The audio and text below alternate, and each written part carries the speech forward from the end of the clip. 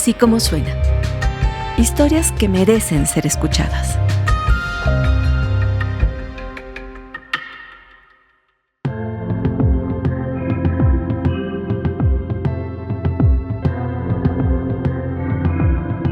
Roberto González viajó a Mexicali para contar la historia de la alianza de científicos que lograron lo que se creía imposible: regresarle el agua a un río seco. Su objetivo era restaurar el delta del río Colorado, un ecosistema que recorre los últimos kilómetros del caudal más explotado del mundo.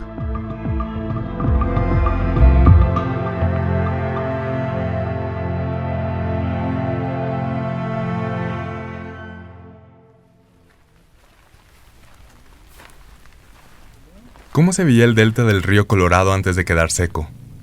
¿Cómo eran esos últimos 150 kilómetros de planicie donde el agua desembocaba en el mar y diluía su pureza en sal y arena? ¿Cómo era cuando corría libre desde el deshielo en las montañas rocallosas allá en el centro de los Estados Unidos hasta el Golfo de Baja California? La respuesta a esas preguntas la encontré caminando entre una bruma de mosquitos y las semillas del álamo, que volaban alrededor nuestro envueltas en su pelusilla blanca, entre troncos rebanados por las cuchillas que tienen los castores por dientes, conversando por encima del canto de los pájaros, en el olor agrio de la arcilla tibia y húmeda por donde dejaban huella nuestros zapatos. Ahí, junto al agua, junto a un brote de sauce, sentí la vibración de un sitio repleto de vida. Me descubrí de pie en medio de un bosque que hoy lleva por nombre el Chaucé, uno de los 8 sitios de restauración al cuidado de la Alianza Revive el Río Colorado. Básicamente, cuando llegamos a Chaucé, les presentamos, ya hablaron un poco de la forma de los riegos. Están en un sitio súper especial porque es tipo 4, pero además de ser tipo 4, es la única zona en donde puedes darte un vistazo al pasado, ¿no? Aquí van a ver cómo era el río o cómo eran las zonas del río alrededor cuando había flujos en él. Entonces, y lo hemos logrado gracias a pues toda la parte, toda esta historia que ya conocen acerca de la colaboración entre organizaciones y entre gobiernos, ¿no? Ella es Génesis Alarcón, de Restauremos el Colorado, una de las 6 organizaciones de la sociedad civil que en 2012 se unieron bajo el nombre de la Alianza Revive el Río Colorado para restaurar un ecosistema que por muchos años se creyó muerto. El delta es como se le conoce al último tramo de un río antes de juntarse con el mar. Aquí se encontraban ecosistemas que servían como sitio de descanso para las aves migratorias en su camino hacia el sur. También era hogar de castores, linces, venados y más de 400 especies de animales y plantas. Osbel Hinojosa, científico de aves y uno de los pioneros en los esfuerzos por restaurar el delta del río, describe cómo era antes de la construcción de toda la infraestructura que en unos años lo dejó seco. Sí, yo creo que es bien importante recordar que el río Colorado era inmenso, ¿no? O sea, el cauce principal del río Colorado era de más de 2 kilómetros de ancho. Era tan grande que había barcos de vapor que lo recorrían, ¿no? Desde el mar, desde el Golfo de California hasta Yuma y más arriba. Y 400,000 hectáreas, ¿no? de esta zona eran los humedales del delta del río Colorado con cientos de diferentes canales, ¿no? Y con esta diversidad de tipos de hábitat, ¿no? Los bosques de sauces y álamos en la parte más baja, las marismas, ¿no? Estas lagunas de tulares inmensos, y luego en las terrazas más altas los mezquites, y rodeados de pues el ecosistema del desierto sonorense, ¿no? Que creo que esa interacción es tan importante, y después la conexión con el mar. Antes de los canales y las presas, naciones indígenas como los Cucapá en el lado mexicano y los Hohokam en el estadounidense, dependían de él para abastecerse de agua, pescar y construir sus casas, para las que usaban cachanilla, la planta ribereña que con los años se volvió gentilicio de los habitantes de Mexicali. En 1859, un colono estadounidense llamado Oliver Wozencraft tuvo una idea que lo cambiaría todo. Él fue el primero en proponer que se desviara el cauce del río Colorado para usarlo en la agricultura. Pasaron décadas para que pudiera materializar su visión. Entre 1905 y 1907 lograron transportar el agua hasta lo que ahora se conoce como el Valle Imperial, que empieza justo donde el río cruza la frontera hacia México y termina 80 kilómetros al norte, en el Salton Sea. una laguna seca vuelta a nacer gracias a los canales de irrigación construidos en esos años. Pronto esa zona se convirtió en una de las principales fuentes de frutas, vegetales y alimento para ganado de todos los Estados Unidos. Así, el río Colorado se convirtió en un recurso codiciado por los 7 estados por donde pasaba. Sin el río Colorado, pues difícilmente existirían ciudades como Denver o Las Vegas, Phoenix, Tucson, Los Ángeles, San Diego, ¿no? Y bueno, y una agricultura gigantesca, ¿no? Según la NASA, actualmente el agua del río abastece a más de 2 millones de hectáreas de cultivos agrícolas en Estados Unidos, una superficie de casi 3 millones de campos de fútbol. Alrededor de 40 millones de personas usan el agua de su caudal. Todo eso gracias a la infraestructura que se construyó durante el siglo pasado. Permeó, pues en ese momento era esta visión de los recursos naturales son para explotarlos, son para el beneficio 100% de la sociedad y el desarrollo de la nación, y esta visión de ingeniería. Y entonces, bueno, llegó con gran fuerza, ¿no? Y pues vamos a construir estas grandes presas, vamos a desarrollar la infraestructura para, bueno, poder utilizar el agua para las ciudades, agricultura, ganadería, industria, etcétera. Y la cuestión es que, bueno, fue tan eficiente el proceso que nadie pensó en ese momento que pudiera pasar, pasó, o sea, se consumió todo el agua del río Colorado con estos proyectos. Pero realmente, o sea, uno lee los documentos de esa época y había esta percepción de que los recursos naturales eran infinitos y que no se podían acabar. Y bueno, oh sorpresa, ¿no? O sea, nuestra ingeniería, pues es muy eficiente al grado de ser destructiva, ¿no? En esta gran repartición del río Colorado, las autoridades estadounidenses hicieron un estudio para medir el agua en el caudal y luego dividirla. Pero cometieron un error que arrastran hasta la fecha. Y una de las paradojas en la cuenca del río Colorado es que ese estudio resultó que arrojó un número que no es correcto, ¿no? Resultó que, parece que mala suerte, esa década ha sido una de las décadas más húmedas en los últimos 2000 años en la cuenca del río Colorado. Entonces, fue casualidad, ¿no? Entonces, esa división de agua entre los estados estuvo basado en un número mayor que lo normal que produce la cuenca, ¿no? Un 30% más. Y esa fue la base para lo que se conoce en Estados Unidos de la ley del río. Además de sobreestimar la cantidad de agua, esa ley del río, conocida como el Compact, solo tomó en consideración a los 7 estados de los Estados Unidos por donde cruza el río Colorado. Quedaron fuera las naciones indígenas, el propio cauce del río y México. Fue hasta 1944, cuando se firmó el Tratado de Aguas con Estados Unidos, que México obtuvo 9% de todo el agua del río, unos 1.850 millones de metros cúbicos al año. Claro, 9% del erróneo cálculo del Compact, más agua en el papel que en el río. Aún así, México usó hasta la última gota.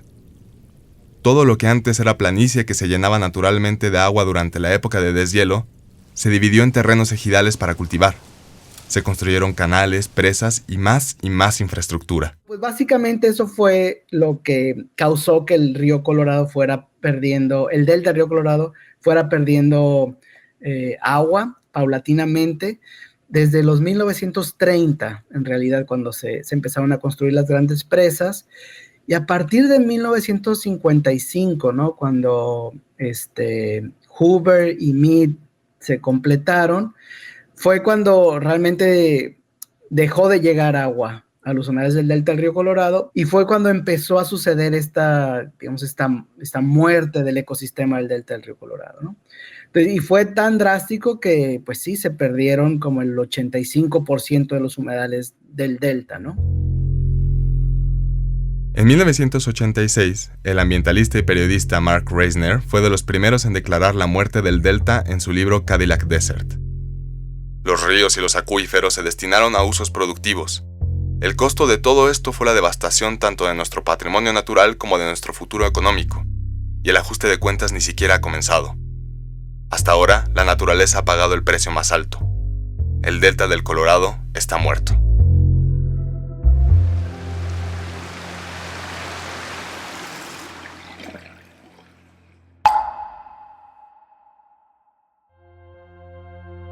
Como si el delta del Colorado hubiera querido contradecir todas esas voces que lo declaraban seco, las décadas de los 80s y los 90s fueron de abundante agua. Tanto así que las presas se llenaron hasta desbordarse, lo que ocasionó que de vez en cuando el agua corriera libre hasta el Alto Golfo de California, como lo hacía antes. Por eso, cuando Oswald visitó por primera vez el sitio en 1997, lo recibió un ecosistema que estaba encontrando la manera de recuperarse, aunque fuera con esas descargas de agua accidentales y esporádicas. O sea, hubo varias cosas que nos dieron la pauta para decir, sí, el delta del río Colorado se puede restaurar, ¿no? En resumen, es básicamente donde el agua regresaba la vida, ¿no? Sí, vaya, no importaba si era agua del río, digamos, limpia y dulce, o era agua de retorno agrícola un poco salobre, ya usada, había una respuesta, ¿no?, del ecosistema, una recuperación natural. Entonces, o sea, era muy evidente esa resiliencia, ¿no? O sea, si se regresaban los flujos, se recuperaba la naturaleza.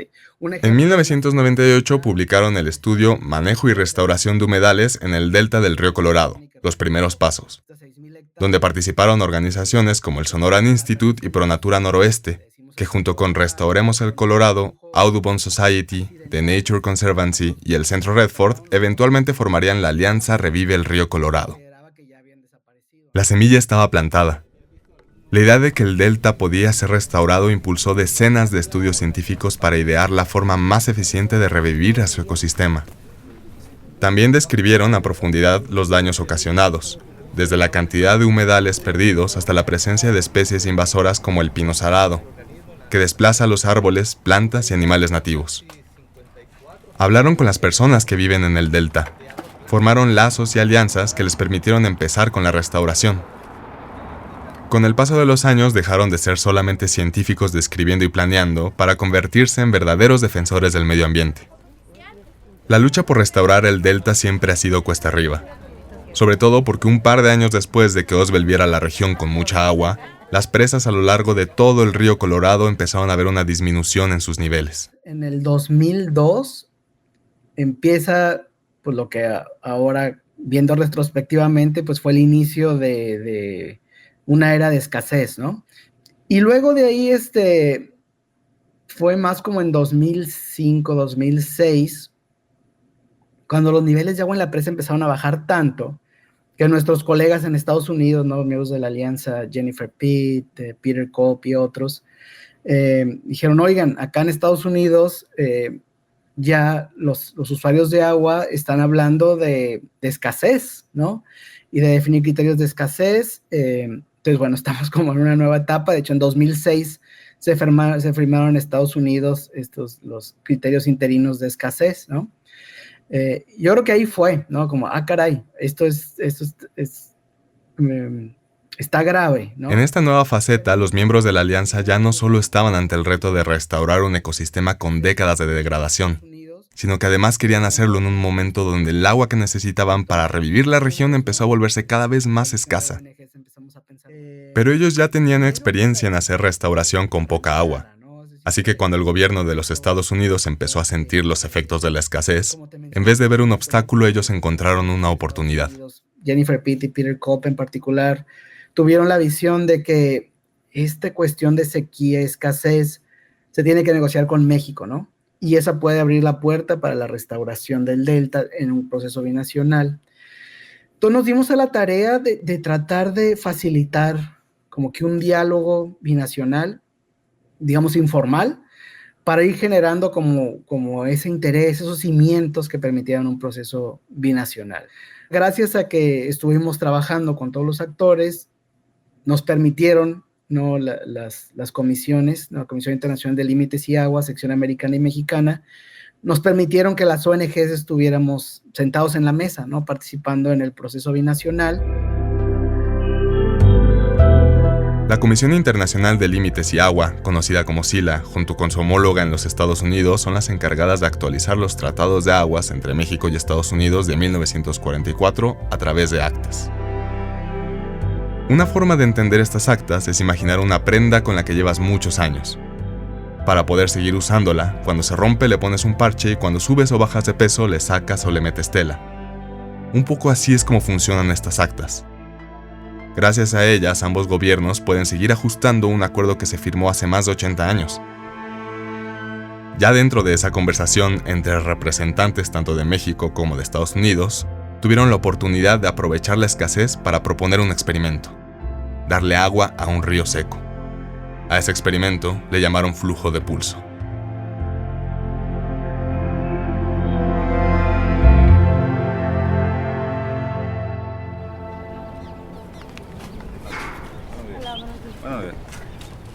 Estamos llegando a la presa Morelos, el sitio donde hace 11 años, un 23 de marzo de 2014, las compuertas de esta derivadora se abrieron completamente durante 8 semanas para dejar correr el agua en su cauce natural, por primera vez desde esos flujos accidentales de los 80s y 90s. Alejandra Calvo Fonseca es experta en aves de Pronatura Noroeste. Ella nos describe el sitio. Bueno, entonces aquí estamos, es donde empieza, se puede decir, el río Colorado en México. Estamos aquí en una construcción que le llaman Presa Morelos, pero en realidad es una derivadora. Estamos arriba, sentados arriba de las compuertas. De un lado vemos el río Colorado en la parte mexicana, del otro lado del río Colorado en su parte de Estados Unidos. Escuchamos algunas aves, se puede escuchar algunas golondrinas, me imagino que son las risqueras. Podemos ver algunas palomas volando, algunos patos, gallaretas. La vegetación aledaña, podemos ver tule, carrizo, mezquites. Podemos ver también algunas dunas, un cerrito, algunas construcciones de la ciudad aledaña.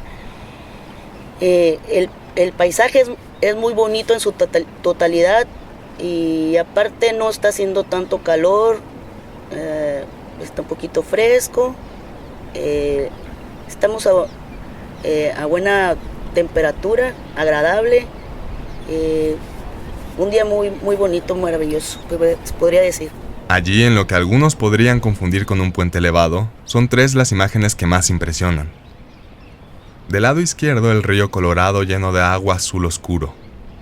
Enfrente, la frontera entre México y Estados Unidos, una mandíbula de hierro que compite con el horizonte. Y a la derecha, nuestro lado del cauce, seco. El día del flujo de pulso, Alejandra estaba de pie al filo del lado mexicano del río. Rodeada de sus colegas de investigación, esperaban con ansias el momento de ver abrirse las enormes compuertas de concreto que tenían frente a ellos. Ese día del flujo pulso, en 2014, estábamos todos muy emocionados y bueno, nosotros con mi equipo de monitoreo teníamos la encomienda de ir viendo por dónde iba a pasar el agua y tomar registro fotográfico de cómo iba yendo el agua río abajo. Entonces me acuerdo que venimos, había mucha gente, muchos periodistas vinieron a ver todo este suceso tan, yo creo que histórico, porque ponerse de acuerdo entre 2 países para agua para el medio ambiente es algo grande, ¿no? Era un domingo a las 7:30 de la mañana. Las y los miembros de la alianza esperaban con ansias el gran momento por el que llevaban años trabajando. Incluso del otro lado de la frontera, en suelo estadounidense, la gente se reunió para ver el suceso. Encima de las compuertas estaban los representantes de México y Estados Unidos, además de los funcionarios de la SILA encargados de la presa Morelos. Entre ellos, el ingeniero Juan Alfredo Ríos Moreno Pérez, director técnico de la Representación Internacional de Límites y Aguas en Mexicali. Ese día estuve yo presente y tuve como anécdota, te lo voy a contar. Sí, por favor. Sí. Estaba en ese entonces el representante que era el ingeniero Francisco Bernal Rodríguez, el encargado de la oficina, y estuvimos aquí presentes. No me acuerdo si era un viernes o un sábado. no sé si cayó al fin de semana. Y fuimos a la caseta porque me dijo, les enseñó a las personas que estaban allá, dijo, vamos a pasar a la caseta de operaciones. Y yo estaba al lado de él y me dice a mí, ábrete la compuerta. O sea, hay un encargado para abrir esto, pero pues, volteó conmigo y pues, era mi jefe, pues ni modo de decirle que no, ¿verdad? Y sobre todo un evento tan importante que fue el flujo pulso. Entonces, tuve la oportunidad de ser yo quien abrió la primera compuerta del flujo pulso. Ahí hay una fotografía histórica y todo eso. ¿Y cómo se ve eso? ¿Cómo es el tablero? O sea, porque... Sí, no, pues el tablero es ahorita si quieren los rojo, llevo, ¿no? sí es un botón, hay que levantar una palanca para que entre la electricidad y luego hay 2 botones que subir y bajar. O sea, no tiene mucho sentido la operación. Y ese fue mi aportación. Una palanca, 2 botones y de repente... Sobre todo el ruido, o sea, sí, el ruido a mí me impresionó más, el ruido hasta pude sentir el olor a vegetación más fuerte, así como la cachanilla así mojada, más fuerte, así, y el ruido del agua fue algo como grande. Para Osbel, ese estruendo también es la sensación que más recuerda de ese momento. Bueno, el ruido del agua fue fuerte, ¿no? Fue impresionante cómo se empezó a fluir el agua y bueno, estábamos nosotros tal vez a 30 metros, ¿no? de las compuertas, así en un ladito, y pues bueno, vimos llegar el agua y empezó a subir rápido. Entonces, bueno, ahí estuvimos, celebramos, ¿no? Que se abrió, pero bueno, fue todo un día de, primero estar ahí en Presa Morelos y ver, y ya que digamos como que se estabilizó, dijimos, bueno, vámonos a empezar a seguir cómo iba avanzando el agua, ¿no? Después de celebrar, todo el equipo de la Alianza se lanzó a la persecución del río, porque aunque el flujo de pulso fue la culminación de años de esfuerzos, al mismo tiempo fue el inicio del trabajo más intenso. Después de todo, se trataba de un experimento. Nunca antes había tenido la oportunidad de ver qué era lo que pasaba cuando se le regresaba agua a un río que llevaba años sin recibirla. Escuchemos a Génesis Alarcón de Restauremos el Colorado.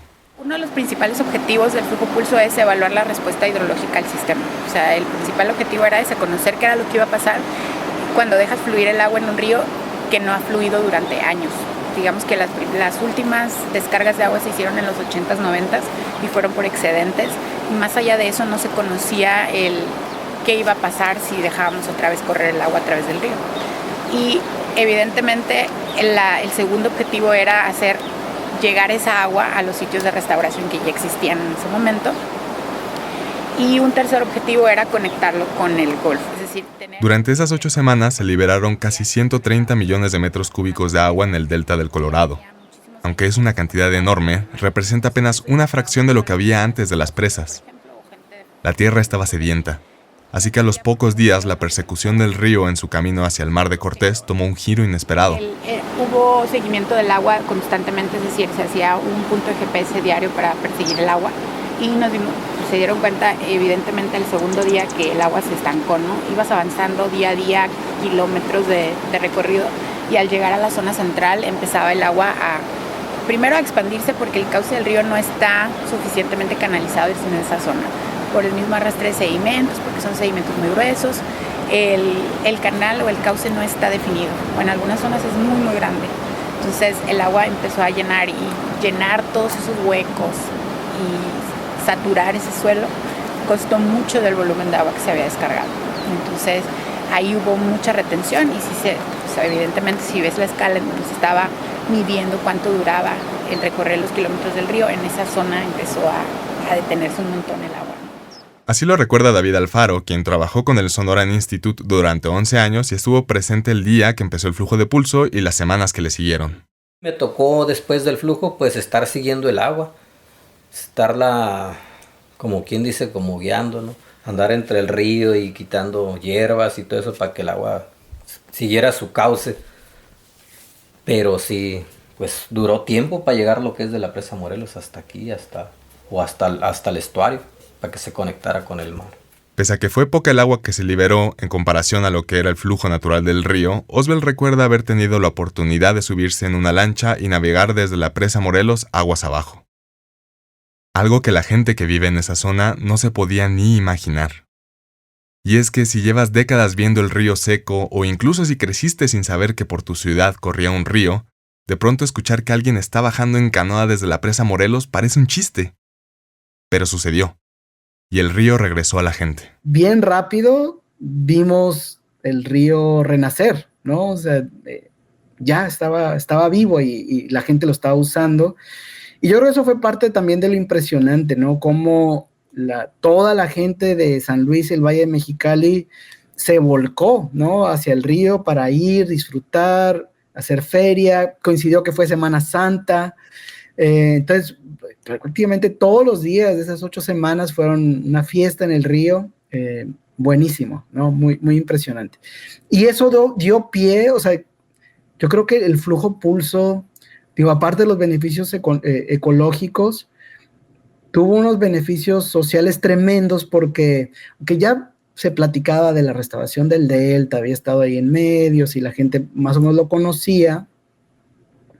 Yo creo que la mayoría de la gente todavía no podía creer que iba a volver a haber agua en el río, ¿no? Y que Estados Unidos y México iban a mandar agua al río. Como que la gente no se lo creía, ¿no? Entonces, ya que lo vieron, sí se generó una inercia de sí se puede, ¿no? Y está increíble. Queremos más restauración. Diana Isabela Cedillo tenía 5 años cuando fue el flujo de pulso. Ella estuvo presente cuando el agua empezó a fluir y caminar hasta llegar al puente de San Luis Río Colorado, una ciudad por la que solía pasar el río y al que regresó unas semanas en 2014. Actualmente, Diana Isabela tiene 15 años. El evento que digo yo que más recuerdo y que más ha marcado mi vida fue el flujo pulso, que fue como a mis 5 años, sí, y pues sería eso. ¿Qué recuerdas de ese día?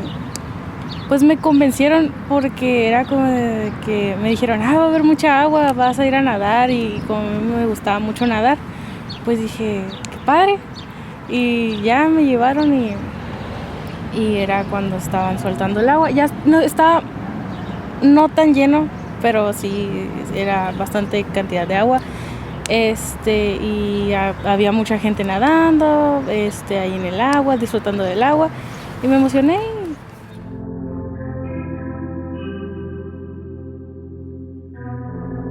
Después de las 8 semanas del flujo de pulso, las compuertas de la presa Morelos volvieron a cerrarse.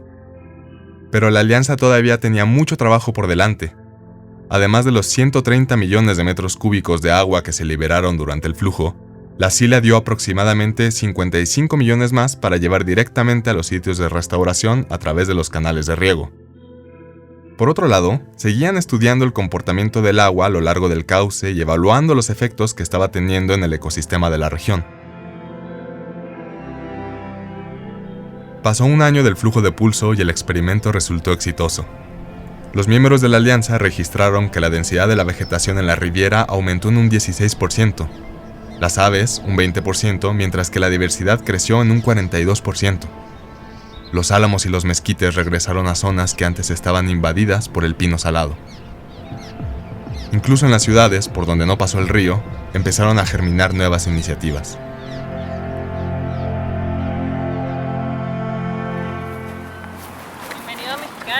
¿Tú también vienes de Ciudad de México? Sí, también. Pues bienvenidos a Mexicali. Sí, claro, mucho gusto, Hola. mucho gusto. Ella es Mariana Guevara Villarreal, activista de Mexicali y fundadora de Bio Cachanilla, organización a través de la cual hace festivales medioambientales y caminatas para identificar especies en las calles de su ciudad. Ella también estuvo en la presa Morelos el día del flujo de pulso. Sí, pues recuerdo que había sol, estaba soleadito, y ver este montón de agua en esta ola empezar a formarse y a tomar vida. Fue algo muy imponente, muy impresionante. Saber que toda esa agua iba a llegar a un cauce, ¿no? Que ya existía y que tenía años seco. Y que esa agua iba a hacer que ciertas semillas de plantas nativas germinaran. Semillas que a lo mejor tenían pues mucho tiempo ahí enterradas, ¿no? Esperando un poquito de humedad. Pues sí, es algo así como que te da hasta escalofríos, ¿no? Imaginar todo lo que se va a mover, todo lo que va a pasar. Para ella, el flujo de pulso fue una de sus motivaciones para convertirse en activista. Y qué chingón, dije, estar presente en este momento. Y a partir de ahí también empecé a preocuparme más como por las actividades que había aquí en la ciudad, ¿no? Que actividades ciudadanas en esto del rescate del agua. Y como te digo, todo se conecta y pues ya traía yo ciertos intereses que al final se conectaban con lo mismo. Así que pues ha sido darle una forma, ¿no? Con esto de Biocachanilla al final. Los trabajos de restauración generaron otros efectos inesperados. A partir del flujo de pulso, hubo más entregas de agua destinadas a la restauración. Eso hizo que algunos lugares se convirtieran en pequeños oasis donde la gente se empezó a reunir de forma espontánea. Ese es el caso del Vado Carranza, un pedacito de playa en medio del desierto sonorense. Ahí conocí a Paul, Josué y Alberto Luna. ¿Qué opinan de que se le esté echando agua al río? O sea, que se esté agarrando como agua. Una belleza. Una belleza, Una belleza. Más ambiente, más de la neta. Y aparte de los pescados, hay muchas especies de aves también que viven aquí. Y si no hay agua, pues... De hecho, cuando avientan agua es cuando salen las aves más... Hay patos más suaves. Patos de Canadá, gaviotas y la puta especie machina aquí. Las aves fueron una de las señales que le permitieron a Oswald medir los efectos que estaban teniendo los esfuerzos de restauración. En 2024 publicó un estudio en la revista Ecological Engineering donde registró cómo habían respondido 53 especies nativas al trabajo que estaban haciendo. Lo que encontraron fue que en los sitios a cargo de la Alianza lograron detener el declive en la población de la mayoría de estas aves. Logros como estos fueron los que ayudaron a demostrar a la SILA que valía la pena restaurar el delta del río Colorado. Así, después del Acta 319, donde ambos países acordaron llevar a cabo el flujo de pulso, en 2017 firmaron el Acta 323, que garantizó entregas de agua durante los próximos 9 años. Como resultado, hoy tienen a su cargo 8 sitios de restauración que comprenden una superficie de 500 hectáreas con 1 millón de árboles nativos. El Chaucé es uno de los bosques de la Alianza que más se asemejan a cómo era el delta del río antes de las presas. Para lograr replicar esas condiciones tuvieron que estudiar todo el ciclo hidrológico de la zona, lo que les permitió encontrar el mejor momento para liberar el agua. Acá, Carlos Córdoba de Restauremos el Colorado explicando cómo está todo sincronizado. Va empezando apenas lo que es la temporada de la dispersión de las semillas. En los álamos se pueden observar algunas como cápsulas, como si fueran racimos de uva. Hay unas que ya están maduras, como puedes observar ya se ve lo blanco. Eso blanco es como un tipo de pelusa que le ayuda mucho a la dispersión por el viento. Sí. Ese es el fenómeno que les comentamos, que es amenocoria, que es la dispersión de semillas por medio del viento. Entonces este fenómeno se cruza con grandes vientos que hay en estas temporadas, y también en estas temporadas había mucho flujo de agua naturalmente. Entonces eran unos picos de llegadas de agua. Entonces la naturaleza está sincronizada con el agua y las plantas. Entonces se depositan estas semillas y hacían los grandes bosques naturalmente. Observando las semillas de los árboles saben exactamente cuál es el mejor momento para abrir las compuertas de los canales de riego e inundar la zona. Durante los años que pasaron desde el flujo de pulso también aprendieron a administrar mejor la poquita agua que les entregaban para la restauración. Por ejemplo, cuando vieron cómo el agua se estancó más tiempo del que esperaban en la zona central del delta, debido a que la mayoría se infiltró hacia el manto freático, decidieron que sería mejor aprovechar los canales de riego existentes para saltarse esa zona y llegar directamente al Chaucé. Animados por su éxito y lo que han aprendido, la Alianza tiene metas cada vez más ambiciosas. Ellos proyectan 1.500 hectáreas a restaurar y esperan dar pasos hacia esa meta en 2026, cuando se termina la vigencia del Acta 323 y habrá que negociar una nueva enmienda al Tratado de Aguas entre México y Estados Unidos.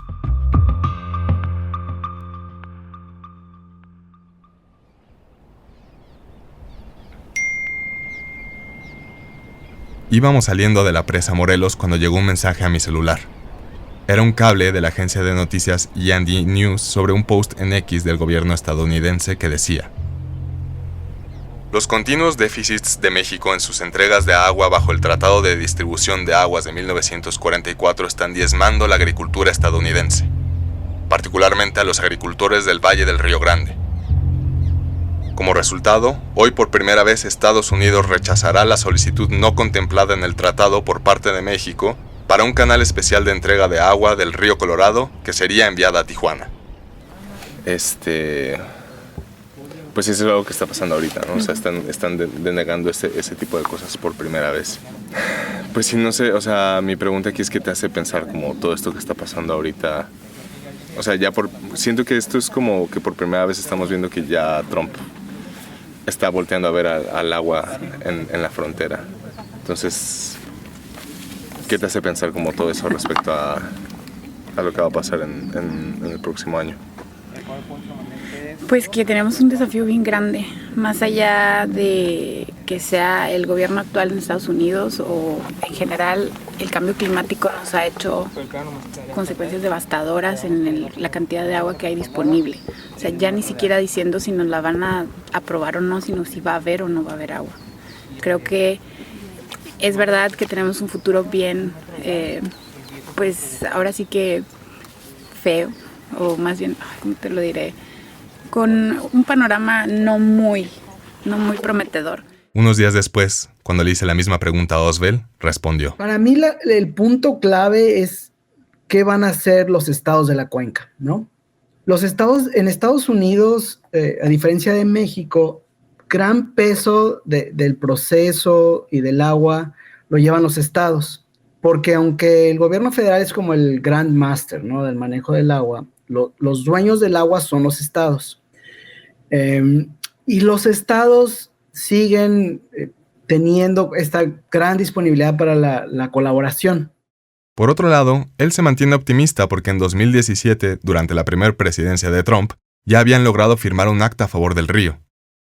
Pese a lo complicado del escenario que les espera para el 2026, Génesis piensa que la alianza de la que forma parte ya está acostumbrada a lograr cosas que parecían inimaginables, como revivir un ecosistema muerto o navegar por un río seco. Pero también es cierto que cuando se iniciaron las primeras negociaciones para un flujo pulso, esto también se miraba imposible. O sea, el que Estados Unidos permitiera abrir las compuertas de la presa derivadora y entregar un volumen tan grande para el medio ambiente se miraba como algo imposible. Entonces eso me da esperanza de decir que pues sí, seguimos teniendo un futuro medio devastador, pero al final de cuentas la restauración y la gente que ha estado involucrada en estas iniciativas ha buscado la manera de que suceda. Entonces, pues creo que vamos a buscar la manera de que suceda.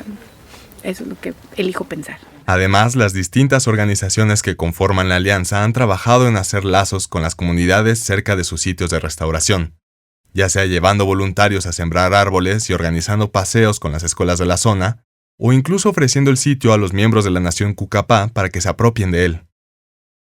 Cuando Oswald se pregunta cómo conservar toda esta riqueza, encuentra la respuesta en la memoria de las personas.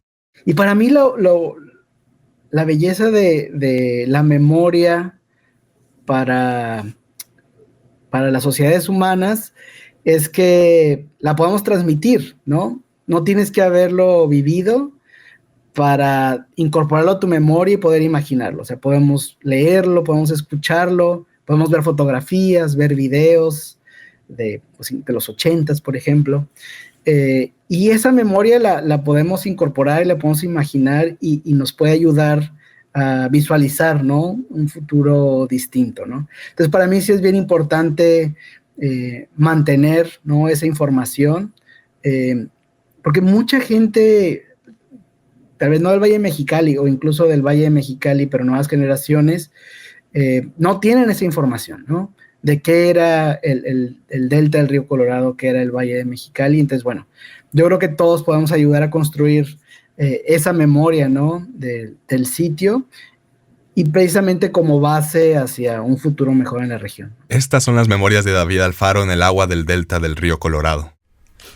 Sí, pues tengo un recuerdo de cuando era pequeño, 8, 10 años. Era que siempre íbamos yo con mis hermanos y a bañarnos pues en lo que es en el río, porque corría agua. Nos íbamos en las bicicletas, lavábamos las bicicletas y había muchísima gente en esa parte del río. Había muchísima gente bañándose, hacían bailes, vendían pescados, de los mismos que sacaban ahí vendían pescados. Y pues algo otros puestos como de coco, sodas y eso. Y pues ese es un recuerdo que tengo de cuando había agua. David, además de haber trabajado para el Sonoran Institute, también fue el conductor durante el tiempo que estuvimos en Mexicali. Cuando le pedí que me contara cómo recordaba el flujo de pulso, respondió: Pues yo pensé que se iba a quedar abierto la compuerta. Pensé que se iba, pues como estaban celebrando y todo, pensé que iba a durar, pues ya lo iban, que iba a quedar para siempre abierta. Pero no, cuando menos acordé, ya estaba otra vez cerrado. ¿Y cómo te sentiste cuando la volvieron a cerrar? Pues, ¿Qué te enteraste de eso? Pues sí, a la vez triste, va, porque a veces la emoción de haber sentido que hayan abierto la compuerta y que haya fluido el agua, y dices, no, pues va a ser igual que antes, va a regresar pues las aves, los peces, todo, pero no, de repente se cerró y pues sí es triste que no fluya, pues que no corre el agua por el río. Al final, la historia de la restauración del delta del río Colorado es sobre la memoria, sobre cómo el recuerdo puede ser un punto de partida para el futuro. La memoria del agua y su capacidad para recordar el cauce de un río que llevaba décadas sin recorrer. La memoria de una semilla envuelta en su pelusa blanca, que vuela y encuentra la tierra mojada donde vuelven a crecer los álamos y los sauces, ahí donde ya no se les veía. La memoria de las aves, los castores, las ratas almizcleras y los humanos que recuerdan sus lugares de reunión y de descanso. Una ciudad recordando por qué lleva el nombre de un río.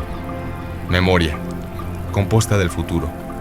La arcilla tibia y húmeda por donde dejaban huella nuestros zapatos. La memoria como un lugar donde puedes detenerte un momento, inhalar profundo e imaginar el futuro. Acá de nuevo Diana Isabela. ¿Tienes un recuerdo favorito? ¿Como algo a lo que regreses constantemente? Sí. Una vez me llevaron creo que a Miguel Alemán. Me llevaron por un atajo y era otoño. Y en ese tiempo los árboles se ponen como en un color café, naranjoso, y era muy guau, porque eran líneas y había agua y muchos árboles y era como bosque muy mágico, y con los cantos de las aves era muy muy lindo, y es algo que sigue marcando mi vida, y en esos tiempos yo siempre quiero aprovechar al máximo las veces que me llevan.